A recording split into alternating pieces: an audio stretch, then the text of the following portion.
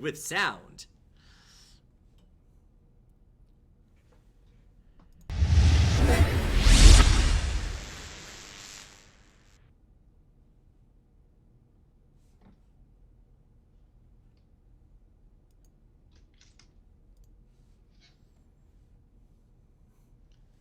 Good evening, guys. Welcome back to Coffee with Toffees. My name is Toffees, as always, your host, though we haven't been around as often lately. Some of you might have missed the show. We'll get over it. We're back. We've got a lot of good content coming at you relatively soon. We're starting tonight with Roland, who I'll introduce in just a second. We've got Asa Butterfield on the schedule for either next week or the week after. We'll roll with more stuff right up to TI, so it should be pretty gosh darn good. Now, before we get into it, I do want to give a shout out to our sponsors. You guys are familiar with Asus and ProBuilt. Those are the guys that stepped in and saved the show when everything went to shit. The computer blew up. ProBuilt rebuilt the computer from scratch specifically for the show and sent it over. And Asus has been instrumental in making sure that upkeep and parts and all the other stuff go along with it. Now, the new sponsor you see is helping get to TI. That's GameLeap.com. And really what happened is they gave me a free pass to try out the website. I absolutely loved it. I play a lot of Axe and Windrunner, and one of the issues I have is finding updated guides on YouTube is almost impossible. GameLeap has solved that. You basically go to GameLeap, you look up the hero you want, and you get tutorials written up to date for the current patch by 6K plus players. So some pretty great stuff to check out. Make sure you check out GameLeap.com. Now, let's talk about why we are here. Our guest today is Roland Li, a real estate and economic development writer for the San Francisco Business Times. He's also been published in the Wall Street Journal, the International Business Times, the Huffington Post, and he even wrote an article on speedrunning back in 2013 for Polygon. But I will say even that article was distinctly economic in nature. So he's not my typical Dota guest, but here's why I've got Roland on. He wrote a book that is been heralded. I read a lot of the reviews, sort of what people said about it in the blurbs, and they thought it was a very good, I don't want to say history, but sort of a good way to understand esports, where it came from, and where it's going to. How do you define your book? Why don't you tell us a little bit about it? Just give us a brief synopsis to start this whole thing off. Sure. Thanks again for having me on. No, really excited to be here. This is awesome. Hopefully you can hear me okay. So tell me if you can't. But yeah, it's definitely, I would say it is kind of a history with a big focus on kind of the personal stories of people that kind of made the industry what it was. So the big kind of 4 games I focus on are Counter-Strike, StarCraft 1 and 2, League of Legends, and of course Dota 2. So yeah, I think it's like kind of just an effort to really guide the reader through both, kind of where we've been, how we got here, and maybe what's going to happen, in the coming years. All right, so let's ask the obvious questions to start out so we can sort of establish who this Roland Li character is.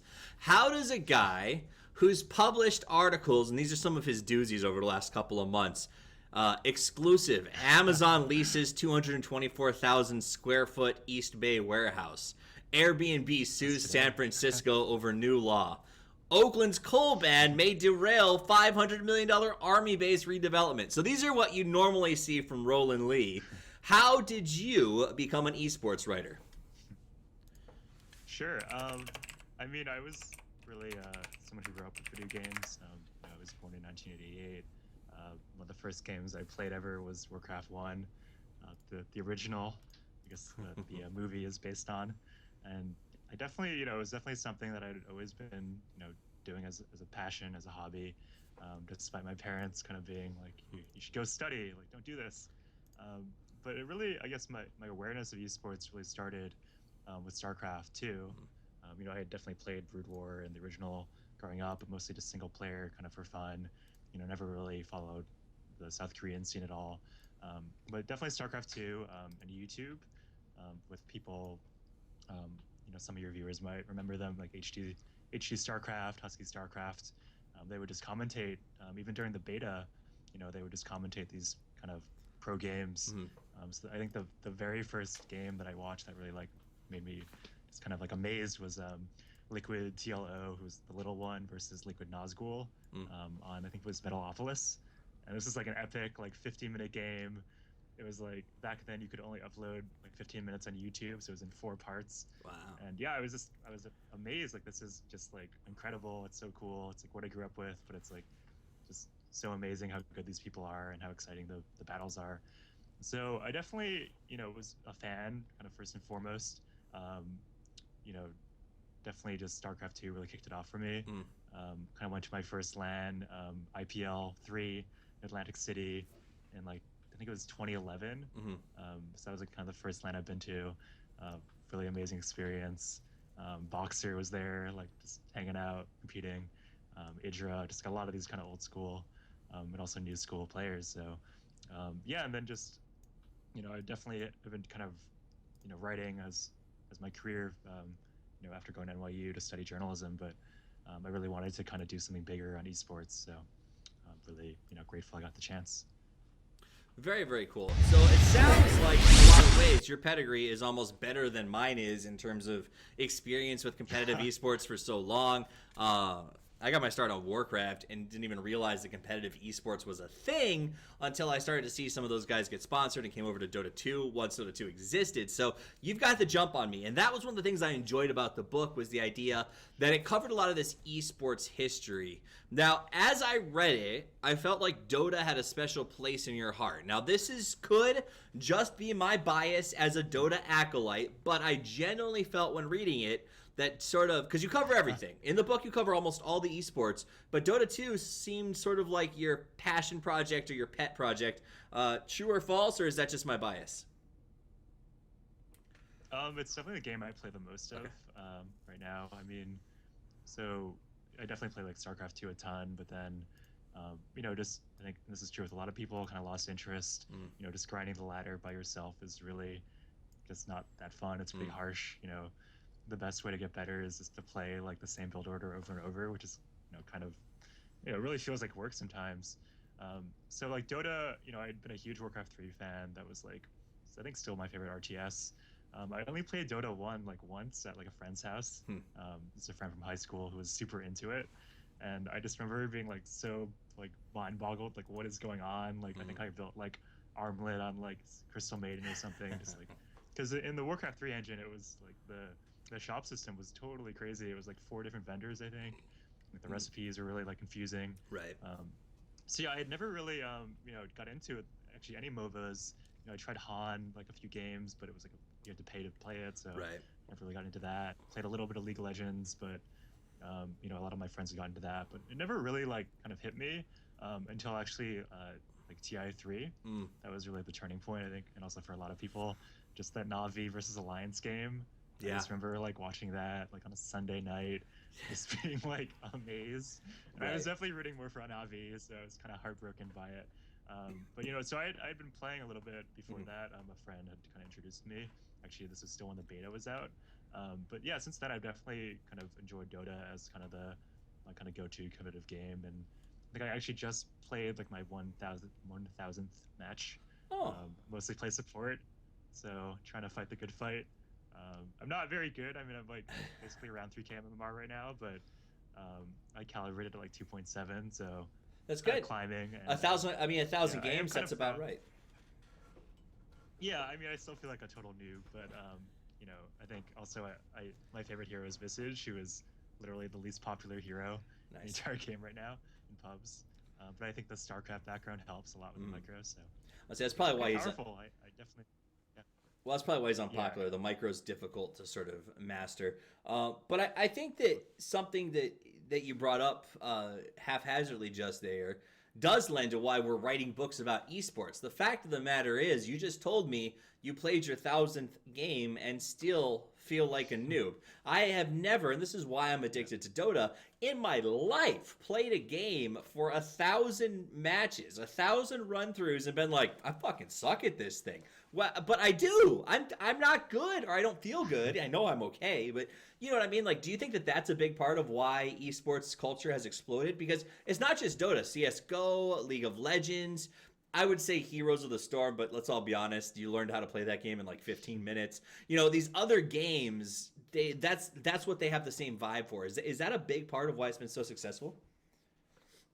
Yeah, I mean, I think just I was kind of thinking as I was writing this, there is really no perfect game. Mm. Even when like IG beats EG 22 kills to nothing, Yeah. there's still mistakes they've made. Like Hmm. they can still always play better. So it's kind of just like this constant kind of striving for improvement, which I think like just as people, like as humans, we want to do that. We want to like feel like we're growing, we're getting better at something. So that's definitely absolutely I think a huge part of it. Um, just the complexity and like the knowledge you have to have.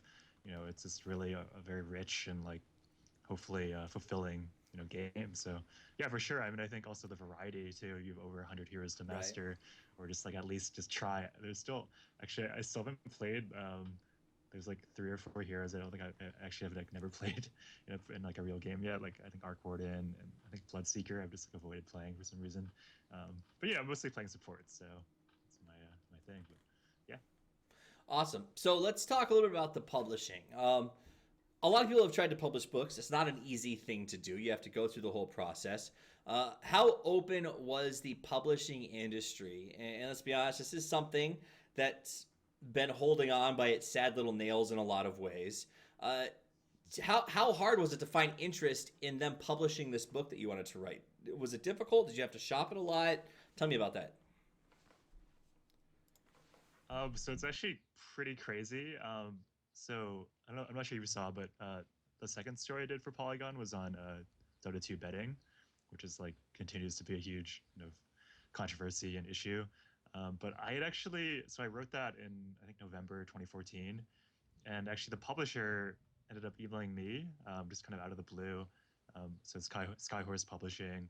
My editor was Maxim Brown, who's from New York, and yeah, it was just they were like, "Do you want to write a book on esports?" And I was just like floored. I mean, obviously, I think maybe my dream was always to do something like really awesome and long, but yeah, I'd actually like never really reached out to anyone about it.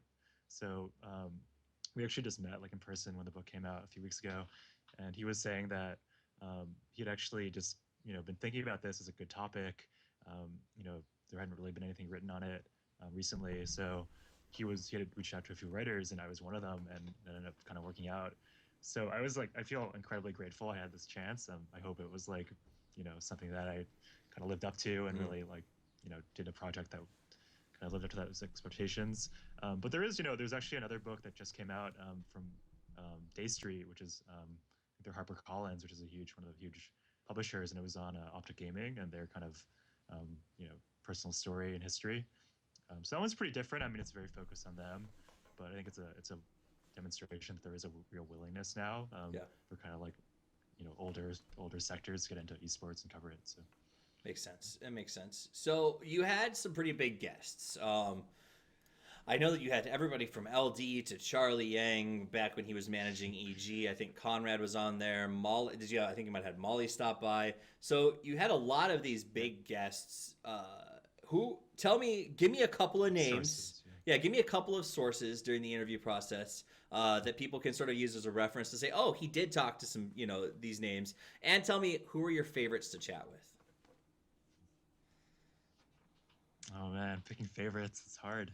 Yeah, I mean there were over 50 interviews I did, kind of over about a year, basically all of last year. Um, I'd say like one of the coolest is talking to Dendi. That was like right before TI5 actually, just kind of like the weekend before we finally got like some time. I mean his story is just amazing. Everyone kind of probably watching this knows it, but it's going from like kind of rags to riches. I mean that was really special. I think he's just like an awesome guy and like really exciting that he's going to TI6. So like, that was big. Mm-hmm. I mean, the Dota scene, like I talked to PPD actually. This Nice. is really, I think this is pretty interesting. I talked to PPD like the weekend before the Shanghai major, like he was flying to the Shanghai major, and we were just talking, and he was like, "Yeah, I mean, like like tomorrow our tour could say." I hate you, Peter. I never want to play with you again. Our team would be destroyed. And after Shanghai, that's like Wow. exactly what happened. I mean, I don't know if he like expected it at all, but he was just saying like this is how unstable it is. So that was really cool. Uh, just outside of Dota, just talking to Justin Khan, who was the Justin and Justin TV, which later became Twitch. Uh, So talking to him and Kevin Lin, who is the COO right now of Twitch, that was an awesome story. I think that was chapter 4, just like the kind of formation of Twitch and like the creation of Twitch right. was that was really cool. I mean, and and definitely just like moving to San Francisco, or I guess I live in Oakland now, but just moving from New York last year in January, that opened up a lot of kind of connections. I thought. Also, like I think one of the most fascinating. I think if I was gonna say a favorite would be Alex or Alexander, as we called Garfield, who's the CEO of Evil Geniuses. Right. So I mean, he's been working in the industry for like over 10 years. A lot of the book really focuses on his kind of like childhood, his like young kind of experiences managing EG, and then eventually obviously selling it to Twitch. So I think that was ultimately kind of the backbone of the whole kind of narrative. And yeah, I think if you have to pick a favorite, it has to be him. I mean, he's a super interesting guy, super smart, but also like sort of a mystery. I think a lot of people don't know like who is this guy. Like, a lot of it is just maybe him choosing not to be in the spotlight. But I'm really grateful he was willing to open up to me. Awesome. Yeah, I hear he's a pretty relaxed guy. Now, speaking, you brought up Alex. Uh, One of my favorite stories, and it was right off of the get go. You sort of talked about the CS:GO league that was sort of this ill-fated attempt at esports. I think that was in the early 2000s, if I remember correctly. But one of the big things in that was you told this kind of story, and I'm not going to tell the whole thing, guys, because I think you should definitely check it out. But the synopsis is Alex was essentially like assistant manager to Jason, who runs Complexity, if I remember correctly. They sold their teams to this organization, and when the organization fell apart, Jason said, "Well, I still got my team." But then Alex signed them all and started EG with the guys who were previously Complexity, and this sort of rivalry is born. And literally, if you go through, and the reason I found that interesting is if you go through the stacks of time to current life, there's still a rivalry. PPD, the captain of EG, and Swindles, the captain of Complexity, have like this long-standing history together. And then you sort of wonder, like, man, does that come into play? Did Jason say, I want to find a player who maybe wants to poke EG in the ribs a little bit? Are there any other anecdotal stories or sort of things that you discovered that made you sort of sit back and be like, wow, that's a really cool historical story inside of esports? Yeah, I mean that whole EG complexity thing is really fascinating because I mean they literally just played in the TI 6 qualifiers this weekend. It was like literally I think in the tiebreaker, just whoever wins this goes to TI for sure. So it's really funny that's kind of continued. Yeah, I mean I think that was like a really kind of neat little kind of coincidence is kind of continued, and I think they are like pretty good friends now. Garfield and Jason Lake, they definitely like they respect each other, and there's definitely some hurt feelings back in the day over poaching, but they definitely appreciate each other now. Man, as far as like anecdotes, well, I think I'm kind of hoping someone just like posts this on Reddit, but if you know the Arteezy Esports Express chat logs. Mm-hmm. So those were totally real. The ones that were posted on April Fool's Day, which I thought was just hilarious because it was like, just how does someone actually talk this way? Like it was Skype chat logs, and it was just like the most ridiculous kind of over the top thing. So I thought that was pretty funny. Yeah, I mean, as far as coincidences, I mean, I think just like you kind of have these people that have been around for like 10, 20 years. Like DJ Weed actually, who works at Twitch now, was like one of the commentators at that league you talked about, CGS. So he was literally like on Direct TV, like talking about, it was actually Counter-Strike Source was the one they went with, which was questionable, but he's still like alive and kicking and like still doing a lot of cool stuff. Like, so it's really awesome. Just like, I think you should dig into like YouTube archives, and like, the kind of sad part is like a lot of the old websites are just like gone forever, or like maybe they'll be on like Google Cache, but like they'll just be like kind of incomplete. But yeah, you should just like, if you have interest in like the history, just like check out like some of the old documentaries, some of the old interviews, and you'll see like it's still like DJ Weed or like Jason Lake, Right. or like someone from LG just like talking like 20 years ago, kind of about, or like maybe not 20 but like 10 years ago about the same stuff. It's pretty funny. Nice. Okay, let me ask you. We'll move on to the next section, which is, as you spoke with esports professionals, because you spoke to a lot of them. I think there was 50 plus source professionals used throughout this book. Yeah, 50 plus. Did you see any reoccurring themes coming up over and over again? Things that they just kept saying, this is a big problem, this is the greatest part? Anything that just sort of kept coming out of everyone's mouth? Totally. I mean, I think the big thing, which I could kind of personally relate to, is just like them growing up, just being so into this game. Their parents kind of being like, "Are you sure this is kind of like, you shouldn't do this so much." Actually, what's kind of funny was a lot of the kind of big Western personalities grew up in like single parent houses. So like Day Nine and Tasteless had like they grew up mostly with their mom. Artosis had like a single parent. Fear had obviously a single parent, just with his mom, and that kind of actually let them be like more into gaming or like sneak like their keyboard like late at night to play or whatever, and just like that kind of like allowed them to really pursue it because they didn't have those like two parents just like holding them back in some ways. Um, and then just like yeah, definitely I think the big kind of myth that's out there is that um, you have this like everyone like kind of from the mainstream looks at this and like, oh, these guys are just like sitting like in their underwear playing like League of Legends all day or Dota. They're like making like six figures if not more. Like what the hell, like this is ridiculous. Like what a like, amazing job they have. Like it's so absurd. But you actually have to like really you have to sacrifice like often like your education. You have to like sacrifice your relationships. You know, you have to just really be like single-mindedly focused. And there are people that do that and they just don't make it. They don't win. Like their team doesn't work out. And as a result, because the money is very like top heavy, especially in Dota, they just don't get anything. Like, Right. I mean, I think like look at Fogged for example. Like he's a great player. He was one of the interviews I did actually.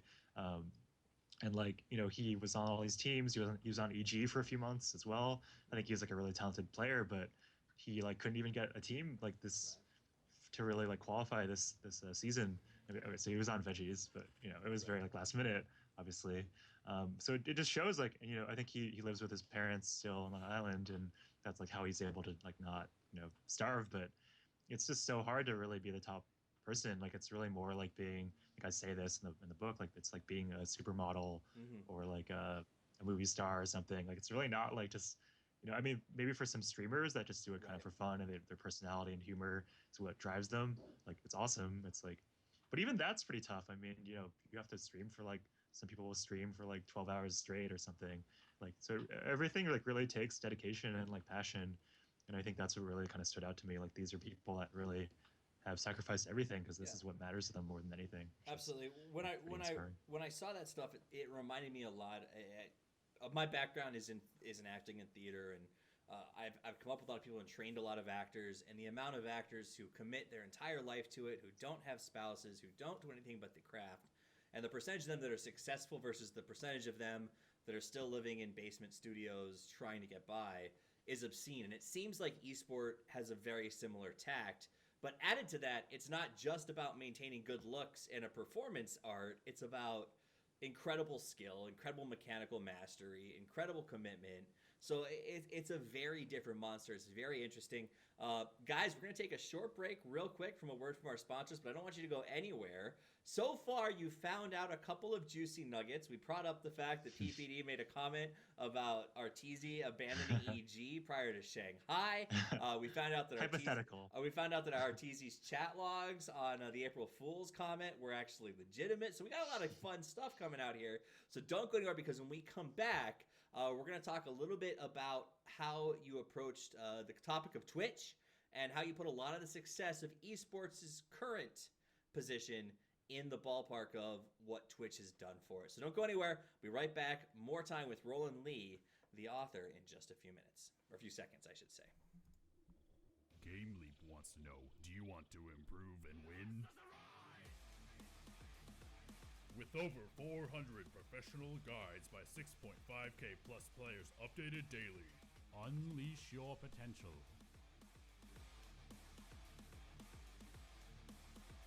Master the most up-to-date strategies and secrets of professional players. We guarantee that you will gain MMR and dominate. Visit us at www.game-leap.com. All right, that was easy enough. Welcome back, guys. We're here with Roland Li, author of Good Luck, Have Fun, the prequel to GGWP, if I don't miss my guess, because you got to start and finish with the acronyms. That said, we've been chatting a little bit about the book, sort of what it's like, and how esports became what it is. Now let's talk about maybe what the catalysts are that drove it there. Now, you, Roland, put a lot of credit in Twitch's court for the growth of esports. Can you give us just a short summary of why it is that you think Twitch has played such an integral role? Sure. I mean, so Twitch was really, it was started, I think, a lot of it was actually because of StarCraft. So originally it was Dustin TV, which is a very broad kind of just stream your life, do whatever you want. But I think by really focusing in, they made it, just a lot better as a service because, so Kevin Lin, the COO, was telling me kind of the first thing we heard was like, your website is terrible. Like, why, like, this is all the things you can fix, but they listened to that. So they came up with a commercial break. They came up with, just adding more features like chat. So it was really definitely something that evolved with the community, which I think was really important. And it really kind of, honed in on kind of what broadcasters needed. And so basically for Twitch, it was really difficult to broadcast a tournament online. Just finding the bandwidth and finding the kind of like infrastructure to do that. It was very expensive. You would usually just lose money by broadcasting because you wouldn't really get like enough ad revenue or anything to kind of support it. But Twitch really kind of took that, that part out of it, and now basically anyone can do it. You can just do a tournament from your bedroom. It doesn't matter. As long as you just have like a internet connection and a microphone, you can basically do like anything. So it really just streamlined the technology a lot and really kind of modernized the infrastructure, which I think was just a really important part of making things just run and like things function and not have like a huge financial barrier to entry. So I think that's just kind of the business side of it. And then I think socially, I mean, YouTube was really good, but having the real-time feedback in the chat was a really big kind of turning point. A big part of like traditional sports fandom is just being able to talk about it with your friend and like cheer on your team. Yeah. And not every tournament in esports has a LAN, so you can't really do that from your bedroom, at least before. But now you really can do that. So I think this having that integrated social network really helped it a lot. And I think also with Amazon buying it for about $1 billion, that really kind of woke people up. And I mean, that was a big turning point in just like the coverage, I think. Yeah. You had the New York Times, the Wall Street Journal, even ESPN, Bloomberg, just everyone kind of being like, whoa, there's like a lot of money here, or at least Amazon thinks there is. We should probably start paying more attention to this. Right. So I think just like from a coverage standpoint, that was a really big thing. And also the whole, Twitch is the fourth highest traffic generator at peak hours, just behind Netflix and YouTube and like, just a few other sites. So I think it's a lot of just combination of things, but it's just kind of culturally, from an infrastructure perspective, from just like a kind of media coverage point of view, it's just been really, really big, especially in the Western areas. That makes sense. And it's grown, and like you said, adjusted well. I think I did my first broadcasting on Justin TV back when it was a thing. I remember how different it was in a lot of ways. But I also remember the first time that my friends and I sat down to watch the Method raid in World of Warcraft live instead of watching the YouTube video after it had already done. And that was just a really cool thing to see them do it and then like essentially watch them go to boss killers and post it. Like that was a cool transition, and it's hard to watch sports without a live effect. Now, you brought up the idea that Twitch's purchase put it on the radar for a lot of other companies. TBS is running a CSGO tournament now. ESPN does large tournaments or large, like TI will probably be featured on ESPN this year. That's not official. I haven't heard that anywhere. I'm just assuming it's going to happen. Let me ask you this. Will TV, and I'm going to say this, and I don't care if it means I never get hired to work on a TV station again in my life, which is a dying media, but will TV matter at all to esports? Does it matter that TBS has bought CSGO tournament rights? Or is it just sort of a dying scream of an animal on its way out? I mean, I think it's definitely changing. I would say, I mean, it's definitely you're seeing like HBO go to more of like a online streaming HBO Go model as well. So I mean, if you talk to the people at Twitch, like DJ Weed, he told me like, yeah, we just don't feel like TV is really necessary anymore. And before it was sort of a savior There's a real interesting parallel between the CGS, which is like the DirecTV CS source program, and now like TNT is, or Turner is doing the exact same thing almost with Global Offensive. Yeah, but I guess the restrictions there are just that it's like a very like constrained time slot. I actually don't know. I haven't actually watched it because I don't have a TV, but I'm not sure if they have like ad breaks like during matches or like how that exactly fits in. And there's obviously geographical constraints as well. So yeah, I mean, I definitely think it isn't necessary anymore for esports to just sustain itself. Like Twitch is fine, and there's hopefully also just going to be more competitors online. There's Hitbox, there's YouTube Gaming. We don't want Twitch to have, I think, as fans, you don't really want Twitch to be the monopoly, even though it sort of is right now, just because competition is healthy as well. But yeah, I mean, I think for now, definitely the mainstream TV, just having it there will kind of raise the profile and legitimacy of it, because it's the advertising money and some of the sponsors. For example, for the TNT thing, where I think it was like Arby's and like kind of Credit Karma or one of those fintech companies. So these are companies that probably wouldn't necessarily buy ads on Twitch, but they will buy ads on TNT. So I think it will definitely help. I don't think it's necessary for the survival, but I think as cable transitions into whatever it is in the future, I think having it will definitely be a boost and maybe just open it up to new audiences and investors. But it seems in a lot of ways it's really about the investors, investing. And this has been a traditional, and I'm sure that you can correct me if I'm wrong as an economic writer, but it seems like the investment capital, the advertisers are always a little bit behind, right? The idea that there's, you were still buying radio adverts when TV was catching on. We're still buying TV adverts at a high price when streaming is catching on. And I think you guys I've talked about this once or twice on different shows, but the idea that during a CNN town hall meeting, one of the presidential candidates' daughters was asked, "How do you feel when you see negative TV commercials about your father?" And the girl said, "I've never seen one before." And Anderson Cooper was like, "What?" And she goes, "Oh, I mostly just watch Netflix and YouTube." And it was just like this incredible moment on national TV where like Anderson Cooper went, "Who doesn't watch TV?" And it seems like the advertisers haven't got that yet, but maybe the DJ Wheats of the world sort of have their finger on it. So it's only a matter of time. Let's keep moving forward, though, and ask, so Shanghai Major, and I actually heard you discuss this on another interview I think you did with Navi. You talked about the Shanghai disaster, I'm not going to put that on you. I'm going to say I'm calling it the Shanghai disaster. You guys can feel free to join me on that one. Do you think things like the Shanghai disaster have a major adverse effect on the sport? Or do we as viewers still give it a pass because, hey, it's esports? I mean, if this happened in the NFL or the BPL playoffs, would the same reaction have come down, or would they have been eviscerated in bigger ways?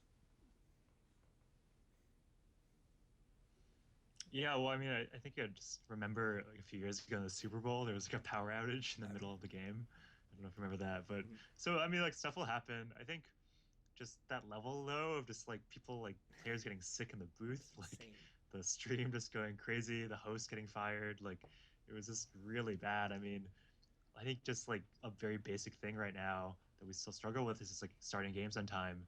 And like, I mean, we don't need to be like starting at on the hour or like after half hour now to be fitting into the cable schedule, but it's still really bad, I think, and really unprofessional when you have like an hour delay or just like people not showing up. So I mean, and I think like with the Shanghai Major, it's kind of just part of Valve. Their style. They don't really, they try to be kind of hands off. They let the organizer kind of do its thing. But at the same time, they're, if you look at Riot with LCS and like Worlds, it's just so scripted and like it's so professionalized. So I think that's something that Valve should maybe look at and just at least try to be a little bit more, just a little bit more in charge and make sure that these disasters don't happen. It doesn't. I mean, I'm not saying that esports has to be professional. I wear a suit jacket. It started because of a joke, because of something Loda said. But at the end of the day, it is esports. The question is, are we being too forgiving? Because if the Shanghai disaster had happened in any major mainstream sport, heads would have rolled, sponsors would have demanded money back, TV networks would have gone bananas. Like, it would have been chaotic.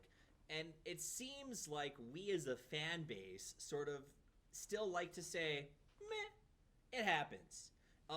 Is that something that we have to start to demand more in order to get more mainstream? Do you think that we need to get more mainstream? I mean, the fact that we're doing $17 million tournaments tells some people, and I've had people say this to me, I don't want it to get bigger, Toffees. It's good enough where it is. What do you think?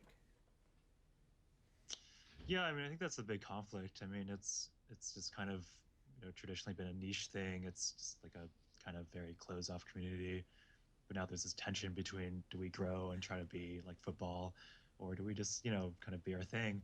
And I mean, I don't think it's really, I mean, maybe Valve has like the biggest say in kind of what they want. And I think that the trend has been they want bigger bigger events, splashier events, more publicity, because it's obviously good for them, like just selling their hats.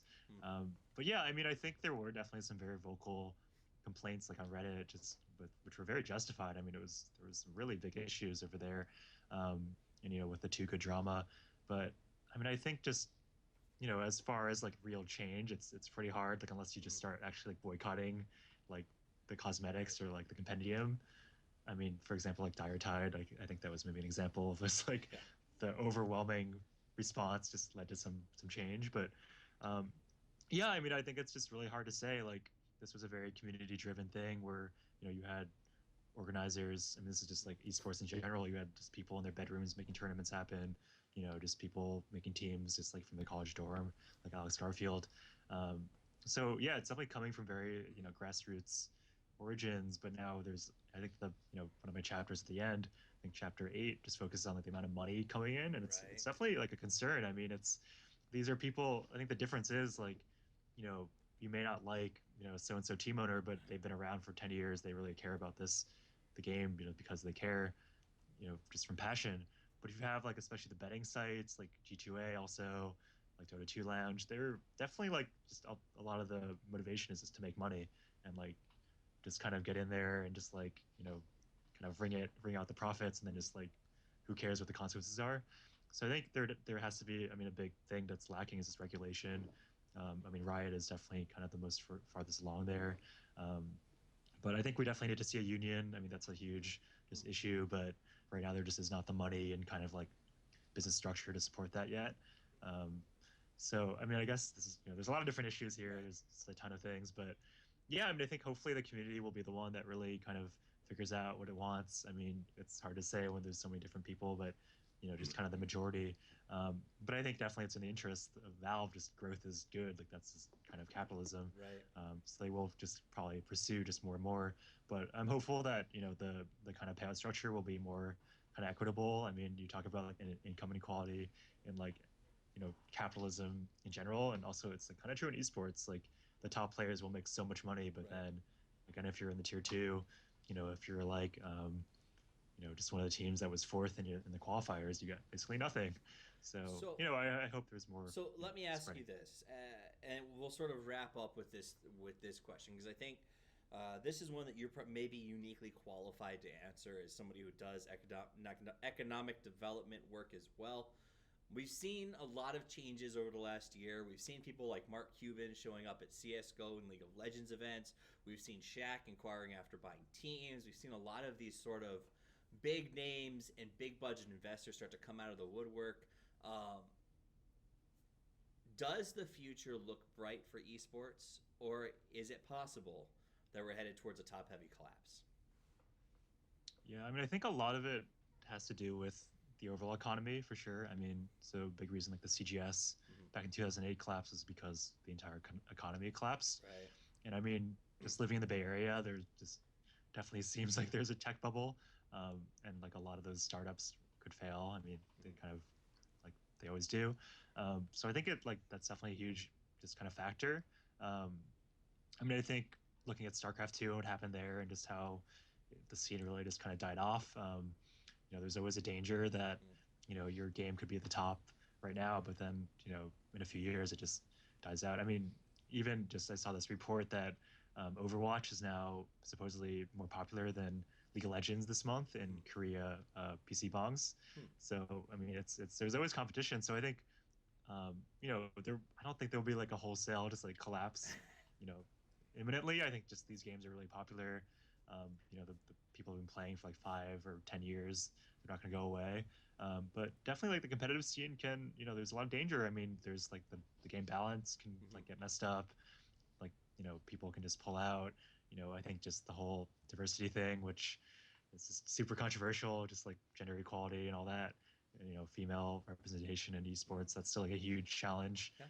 That may hurt the growth. So, and there's a lot of definitely danger points. I mean, I think there's still things are looking pretty good as far as growth, but definitely, individual games themselves can just like collapse. Or you mentioned Heroes of the Storm, like that one's not doing as well despite Blizzard being such a huge giant.